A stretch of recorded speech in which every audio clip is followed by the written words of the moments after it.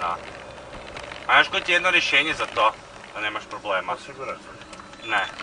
Moraš sve kotače skinuti. Martine Dalić, performans pred zagrebačkim restoranom Kotić u kojem se potpredsjednica vlade i ministrica gospodarstva Martina Dalić tajno sastajala s ljudima koji So far away from her father's daughter, she just wants a life for a baby.